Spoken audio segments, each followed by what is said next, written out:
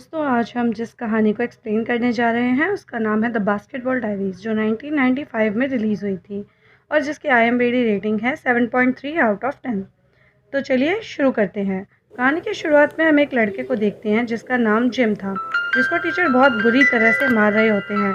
Gym, जो कि एक शरारती लड़का था, वो अपने टीचर से कहता है, आपको तो मारना भी नहीं आता, अभी तो मज़ा आना शुरू हुआ था। जिस पर उस टीचर को गुस्सा आ जाता है और वो कहता है कि हम इसे कल भी शुरू कर सकते हैं। इतने में क्लास ख़त्म हो जाती है। जिम अब अपने तीनों दोस्तों के साथ क्लास से बाहर जाता है। ये तीनों दोस्त जिम की तरह बहुत शरारती थे और सिगरेट पिया करते थे, जबकि उम्र में बहुत छोटे थे। ये चारों बहुत शरारतें करते हैं और कोई काम करने से पहले सोचते भी नहीं हैं कि आखिर वो कर क्या रहे हैं, गलत या सही। यहाँ तक कि वो रुमाल पे थिनर डाल के स्मेल करते थे, जिनसे इनको नशा फील होता था। लेकिन जिम में एक खास बात थी, वो बास्केटबॉल बहुत अच्छे से खेला करता था। एक दिन उनका मैच होता है और जिम बास्केटबॉल बहुत ही शानदार तरीके से खेलता है और जीतता भी है। मगर मैच के दौरान उनका एक दोस्त दूसरे बच्चों के लॉकर में रखी घड़ियाँ, कीमती सामान और पैसे तक चोरी कर देता है। इसके बाद जब वो अपने दोस्तों के पास बाहर आता है तो दूसरी टीम के खिलाड़ी खड़े थे, जो ये कह रहे थे कि तुमने जो हमारा कीमती सामान चोरी किया है वो हमें वापस कर दो। पर जिम और उसके दोस्त ये बात मानने के लिए तैयार ही नहीं थे, इसलिए ये टीम के साथ लड़ना शुरू हो जाते हैं। दोनों एक दूसरे को मार रहे थे। जिसके बाद हम देखते हैं कि जिम हॉस्पिटल में अपने एक दोस्त से मिलने जाता है जिसको ब्लड कैंसर था। जिम का ये दोस्त जब 6 साल का था तब से इनकी बहुत अच्छी दोस्ती थी। जिम का दोस्त भी ये जानता था कि वो बहुत अच्छा बास्केटबॉल खिलाड़ी है, मगर 2 साल पहले जिम के दोस्त को पता चला था कि उसे ब्लड कैंसर है।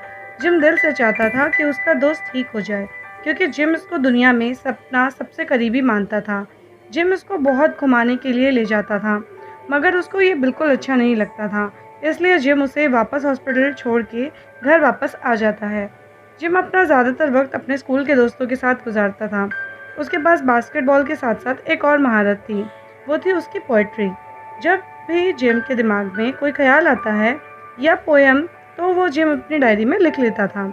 उधर जिम का दोस्त जो हॉस्पिटल में बीमार था, वो भी कुछ दिन बाद गुजर जाता है। जिम जब उसे देखने जाता है तो उसकी हालत बहुत ख़राब थी और वो बहुत कमज़ोर हो चुका था। जिम उसकी ऐसी हालत देख के बहुत रोता है और उसकी मौत के बाद उसे कुछ समझ नहीं आता कि वो अपनी ज़िंदगी में क्या करे। जिम अपने स्कूल के दोस्तों के साथ जब फिल्म देखकर आ रहा था तब वो भी बहुत ज़्यादा दुखी था। वो बस अपने दोस्तों के बारे में ही सोच रहा था, इसलिए वो अपने दोस्तों को छोड़कर एक बेसमेंट में आता है जहाँ पर लोग बैठकर नशा कर रहे थे। जिम उनसे इंजेक्शन लेकर खुद को लगा लेता है और उसके बाद जिम का सारा दुख दर्द सब मिट जाता है। वो एक अलग दुनिया में पहुँच गया था। जब ये अपने घर आता है, इसकी मॉम इसकी ऐसी हालत देखते हुए बहुत दुखी होती है। ये कहता है कि मॉम मुझे छोड़ दो, आप कुछ नहीं जानती। अब धीरे धीरे जिम और उसके दोस्त ड्रग्स लेने लगते हैं और यहाँ से शुरू होती है जिम की बर्बादी। पहले ये हफ्ते में एक बार करते थे, फिर 2-3 दिन, और फिर धीरे धीरे इन्हें ऐसा लगने लगा था कि इन्हें हर वक्त वो नशा चाहिए, मगर नशा करने के लिए बहुत सारे पैसे चाहिए थे। इसलिए रात को जब बूढ़ी औरत घर जा रही थी तो ये उसका पर्स चोरी कर लेते हैं। यहाँ तक कि जिम का एक दोस्त उस बूढ़ी औरत को बहुत मारता है। और अगले दिन जब ये लोग स्कूल के चर्च जाते हैं तो वहाँ फादर इन्हें अंदर बुलाता है।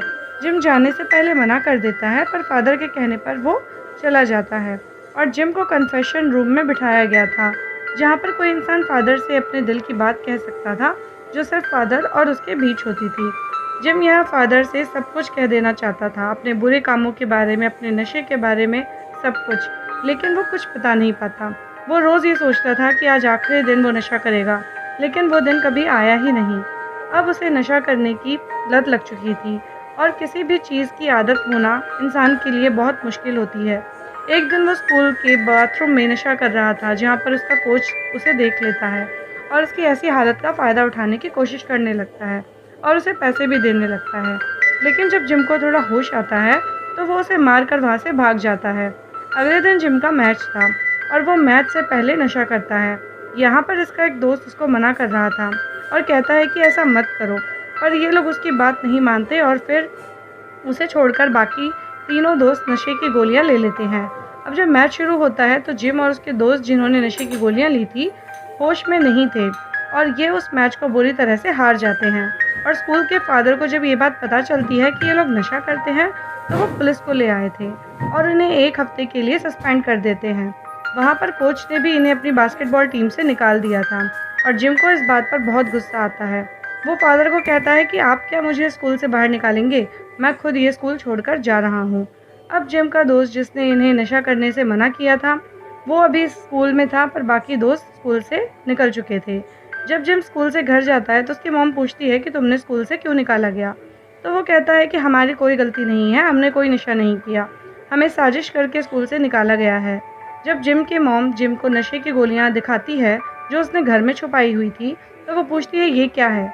इस बात पर जिम की मॉम को बहुत गुस्सा आता है और वो कहती है कि निकल जाओ मेरे घर से। जिम भी गुस्से में घर छोड़ देता है। उसकी मॉम उसकी ट्रॉफी को भी घर से बाहर फेंक देती है जो उसने मैच में जीती थी। जिम अपनी मॉम से ये कहकर चला जाता है कि वो भी अब कभी इस घर में वापस नहीं आएगा।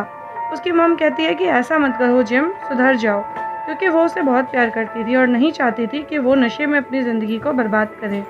जिम अपनी ट्रॉफी को उठाता है, डस्टबिन में डाल देता है। अब उसे और उसके दोस्तों को नशे की ज़रूरत थी पर उनके पास पैसे नहीं थे, इसलिए वो एक गाड़ी को चोरी कर लेते हैं क्योंकि नशा अब उनकी ज़रूरत बन गया था और यही उनकी दुनिया थी। इसके बाहर की असल दुनिया से उनको कोई फ़र्क ही नहीं पड़ता था। उनकी आदत अब दिन ब दिन ख़राब हो रही थी। अब वो एक स्टोर में भी चोरी करने जाते हैं जहाँ पर इनका एक दोस्त जिसका नाम मिकी था, उसको एक गन मिली थी जो नकली थी, फिर भी उसको वो रख लेता है। जिम का दूसरा दोस्त था, वो भी बहुत नशे में था। उसे समझ ही नहीं आ रहा था कि वो कर क्या रहा है। तभी वहाँ पर पुलिस आ जाती है। जिम और मिकी अपने दोस्त को होश में लाने की कोशिश करते हैं लेकिन वो नहीं आता, इसलिए वो दोनों उसे वहीं पर छोड़कर चले जाते हैं और पुलिस उसे पकड़कर ले जाती है। उधर जिम और मिकी एक बार में आते हैं और वहाँ पर एक चलती खबर को देखते हैं जिसमें इन्हीं के दो था जब ये दोनों कभी ख्वाब हुआ करता था। जिम अपने मॉम के पास जाता है और उसकी हिम्मत नहीं थी कि इतनी गलतियां करने के बाद अपनी मॉम से मिल सके, इसलिए छिप के अपनी मॉम को देख रहा था। इसलिए दोबारा से वो उसी जगह चला जाता है जहाँ पर वो नशा किया करता था। तभी वहाँ एक आदमी आता है और जिम को बहुत मारता है। जिम ने उसके दोस्त को नशा दिया था जिससे उसके दोस्त की जान चली गई थी। जिम कहता है अगर तुम्हारा दोस्त ड्रग नहीं झेल पाया तो इसमें मेरी क्या गलती। पर वो आदमी उसे बहुत मारता है और सीढ़ियों से नीचे गिरा देता है। जिम के दिमाग ने भी अब काम करना बंद कर दिया था। उसे अलग अलग तरीके से हेलुसिनेशन होने शुरू हो गए थे। वो इमेजिन करने लगा था कि वो बास्केटबॉल कोर्ट में खेल रहा है और जहाँ नेट में आग लग गई है, लेकिन ये सब उसका सिर्फ एक भ्रम था। वो आदमी उसे मार कर बर्फ़ में गिरा गया था।